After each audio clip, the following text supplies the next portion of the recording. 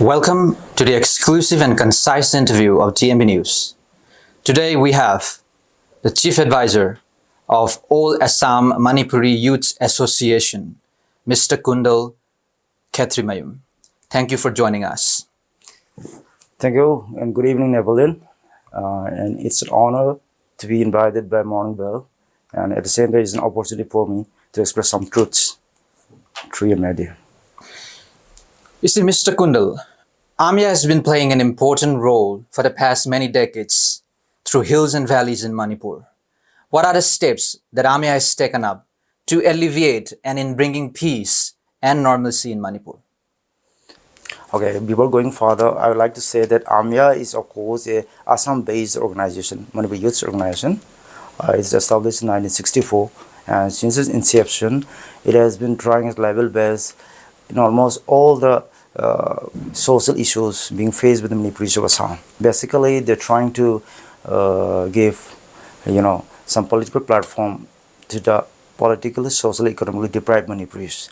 At the same time, all through these years, we have been involving in each and every issue being faced by Manipuris. To mention one, I would like to say that last time during the Sapo Ban, we took a very crucial role in, because they just launched blockade, and we at the same time we just launched a counter blockade. And ultimately the ban was lifted, and I would like to say that it was successful because of the valiant, courageous, at the same time this very effective activities of our AAMYA volunteers. Right now, Manipur is burning, as you all told. That in this connection, AAMYA actually some days back we tried to put a full stop to some of the anti-Manipur elements, which is outside Manipur, like Mizoram. We just try to launch a blockade. But after hearing some, receiving some, advices from our intellectuals, we just put off it for a little time. Of course, right now, I think that the situation in Manipur is improving. Can you mention the population of Meiteis in Assam? Approximately about 6 lakhs. 6 lakhs. 6 lakhs. So it's a huge population. It's a very huge population. It's the half of Meiteis Meiteis in Manipur. staying outside in Assam. Yeah. See, what is AAMYA's stance on the demand of separate administration by cookies in Manipur? We are definitely against the separate administration demand raised by these narco-terrorists in Manipur, of course. And therefore, we'll face and we'll just fight with each and every element that are supporting or promoting this separation demand now. Because see, cookies, I like to say most of them, they're immigrants. And the problem is being created by these immigrants only, not the indigenous ones. So this demand is totally absurd. Not only absurd, it's very provocative, of course. And here the crucial role is being played by the 10 MLAs. There are still. So it's like the Meiteis demanding, the separate administration in Assam. Is it possible that Meiteis is demanding that? No. Have you ever heard of Greater Manipur? Okay. There are so many, biggest organizations in Assam and Manipur. They've never demanded any Greater Manipur, of course. But if we demand, something like the Manipurian Boracay, if they want to merge with Manipur, if we raise this demand, what will happen to the political, social, economic life of the people living in the entire North Sea? But in my opinion, of course, that demand is very legitimate because, Barak Valley, formerly known as Thongnang Tampak, it was a part and parcel of the sovereign Manipur. Manipur, of course, we merged it India. And this Barak Valley was there, was a part and parcel of the sovereign Manipur. It was only in 1833 that Barak Valley was, connected with Assam. It was merged with Assam only. Okay. At that time, after the Treaty of Jiri Treaty, you have heard of. In 1833, there was a treaty signed by Maharaj Gobind Singh and the Britishers at the time. And according to the treaty, Jiri River became the western boundary of Manipur. So it's very legitimate to demand that we want to merge with Manipur. But still, Manipur is a living in Assam, Manipurians living in Barak Valley are very peace loving. They are law abiding Indian citizens. We don't want to create any type of unnecessary issue that can affect the lives and properties of people living here in our The registered voters in Barak Valley in Assam is around like 50,000 or something. How much? Manipuri Yeah, voters. voters. Yeah. You know, in internet you will get around 1,60,000. But AAMYA, actually, we conducted a survey. In the survey, we found that there are around 2 lakhs, around 4,20,000 Okay. total population, and approximately there are 2,20,000 are voters.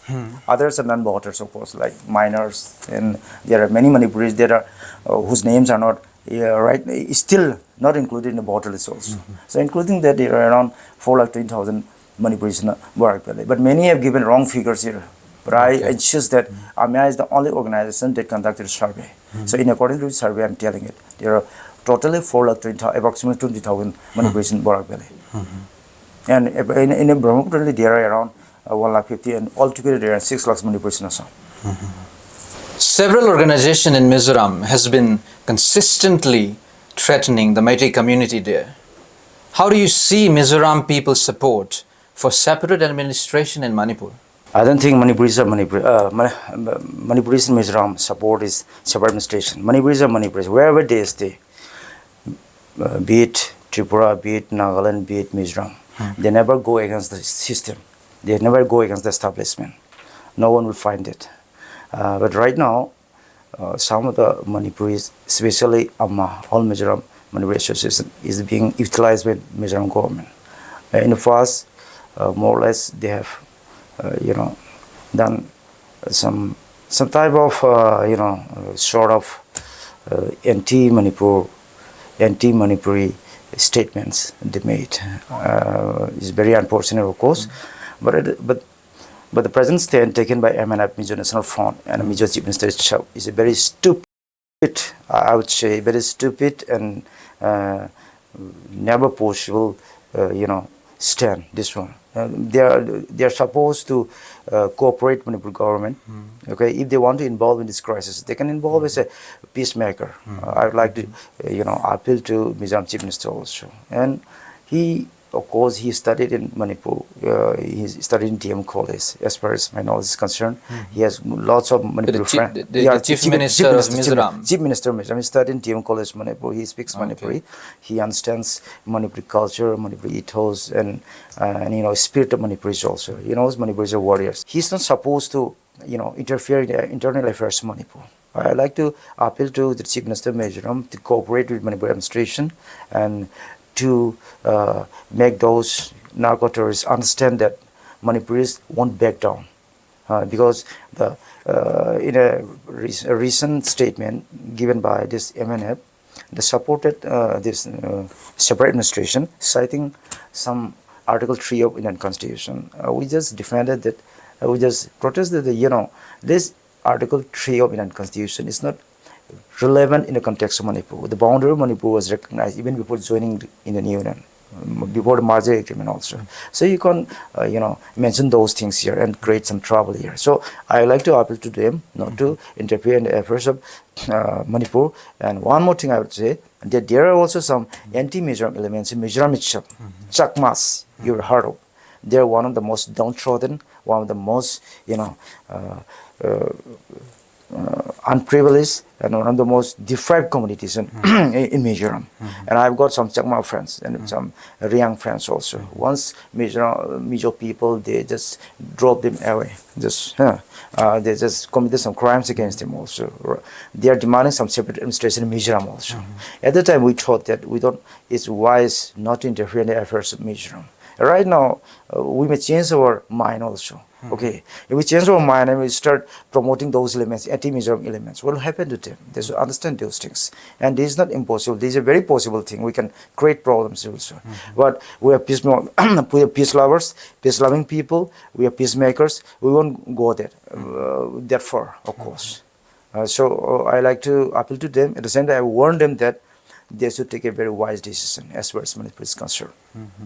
And especially, what message do you want to send to the Meitei community in Mizoram? The message I can send to them is live as a Meitei, be like a Meitei, of course. There's not bow down to anything that can, harm the prospects of Manipur, that can harm the prospects of all these things, Manipur society. And how does the Meiteis sisters and brothers in Assam feel about, the Meiteis in Manipur?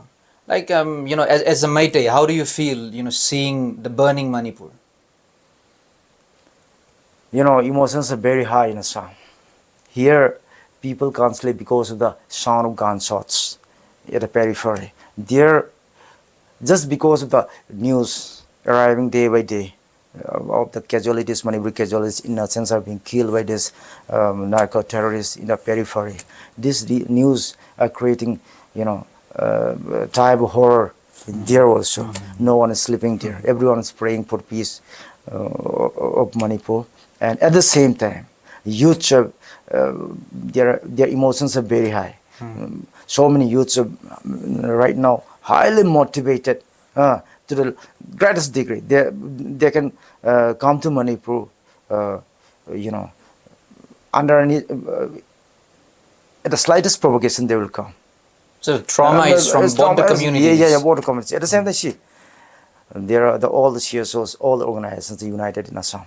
Okay, because we can't remain silent. How can we remain silent? In Mijos, they say that the Zo people, the cookies are suffering there. They can't remain silent. How can we remain silent? The question of support does not arise here. We are, as someone has told, even our bodies are there, but our souls are here. So we can't remain silent. And so as a Meitei from Assam, they won't remain truly silent. stand for the Meitei We in are Manipur. observing the situation very closely right now. And God forbid we don't go to any aggressive step, of course, but we are ready for anything right now. So the retaliation. There are as many Mijos in Mizoram as there are many Buddhists in Assam. Yeah, but approximately 6 lakhs. 6 lakhs is not a small, this is not a very small population. No. It can do anything. Even about 1 to 2 lakh Manipuris, they are ready for a long march from Silchar to More. Okay. If that situation happens, what will happen to the rest of the Northeast? So the rest of the Northeast should understand this.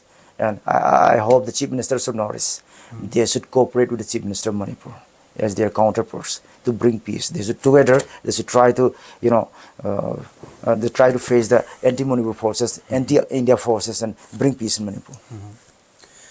So as a Meitei from Assam, you'll not just pry as a mute spectator, so you'll retaliate. You'll do what's possible to defend the integrity of Manipur. Yeah, Manipuris in Assam, they're proud of our Sanalaibag Manipur. As long as Sanalaibag stays, we'll have some, our identity will remain intact in Assam. But once Manipur is over, how can we stay there? So this is the basic, idea with which we are living there. So if anything goes wrong here, we won't remain silent. That's the thing. Lastly, does AAMYA supports Chief Minister N. Biren Singh government in upholding the peace and integrity of the state? We support the government of Chief Minister. We are always having 100% support for Chief Minister because he is the only Chief Minister that visited 3 times during his tenure in Assam. He not only bleeds for the people of Manipur, he bleeds for the Manipuris living outside Manipur. So how can we forget him? He is one of the most people-friendly Chief Minister ever heard. During the previous regimes, when we visited Manipur, we didn't have the chance to meet the Chief Minister. Here, right now, whenever we have a problem, we are given appointments to meet the Chief Minister. How can we neglect him? Right? This is the past, the idea of a peaceful and prosperous Manipur cannot be imagined, cannot be visualized without the people-friendly government and without neutralizing the anti-Manipur, anti-India, cross-border forces and anti-social forces. And that's the real thing which the present Chief Minister is doing it. There are so many Chief Ministers in entire Northeast and Assam, Manipur, Nagaland. They're all equally affected with drugs. But no chief minister has even declared war on drugs. So he's the only chief minister that has declared war on drugs. And that's why he has to face some of the difficulties. So we appealed to him during some of the things that happened in the past 2-3 days. We told him, sir, this is not the time to, to give resignation, and you have to sustain the crackdown on those terrorists. And here I would like to, I just like to classify the cookies, not all cookies. Some people will classify them all the new cookies. I like to classify them good and bad cookies, of course, right? These bad cookies constitute about 25% of the cookie population. They must be, handled with a zero tolerance. So within the cookie communities, they are starting now. There's some frustration has already conflict. started now, and the remaining is 75%. Okay, should be saved from the onslaught, from the this terror of this 25%. And this 25% cookies, I like to give a message to them that Manipuris cannot be subdued by terror, because this is a warrior tribe. A warrior can't be subdued by terror. You can reason, you can give proper reasoning, you can proceed with kindness to the warriors. When they understand, everything can be solved. So there are tactics and strategy being being used with cookies to terrorize the people of Manipur. Not only Meiteis. Right now, do you think Meiteis are the only sufferers during this crisis? No, all the tribes are suffering. Even those 70% cookies, they are suffering.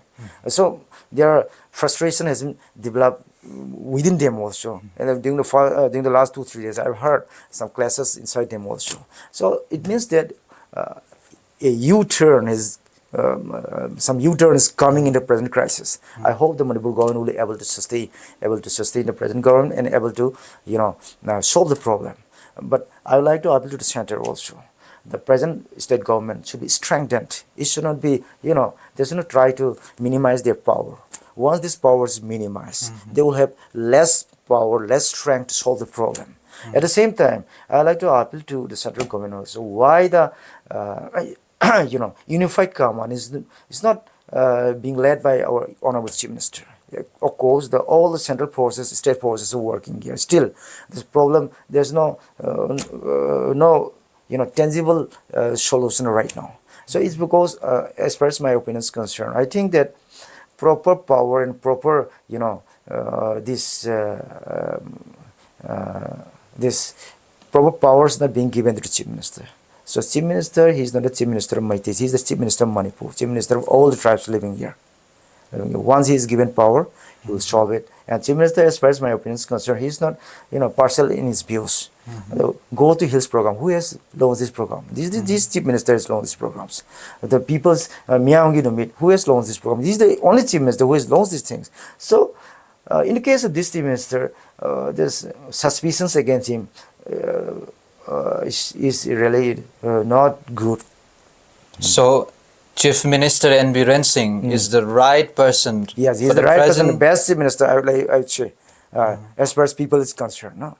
Previously, when it came to Manipur, from outside Manipur, these police forces, their behavior was different. More or less, it was cruel. They asked like, and nowadays, when you just move around a place, this is a process and say, even let me then somehow they're very cooperative right now. It's because, the government is the head of this police administration, of course. They're like brains of this police administration. And notably, the N.B. Rensing's government war on drugs has drastically affected the poppy cultivators and the narcotic business run by Myanmaris. I like to say, as far as my opinion is concerned, and on behalf of AAMYA, that the war on drugs is the only campaign that has affected drastically to these narco-terrorists. And they have, conspired against the government, against the chief minister, against Honorable N.B. Rensing, to sustain their network. So, the war on drugs is one of the most important,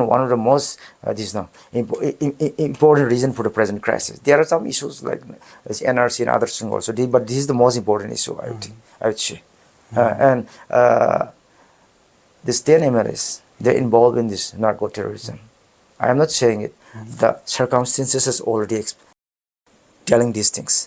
If they are not involved, why they're running away?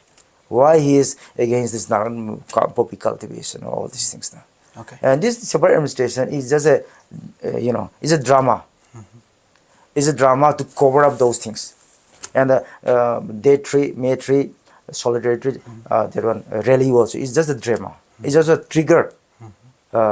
Trigger to start the aggressive activities against the government of Manipur, against Chief Minister and Prince. Okay. Thank you, Mr. Kundal, for coming down to our studio. This is TMB News. Keep watching TMB Digital Network.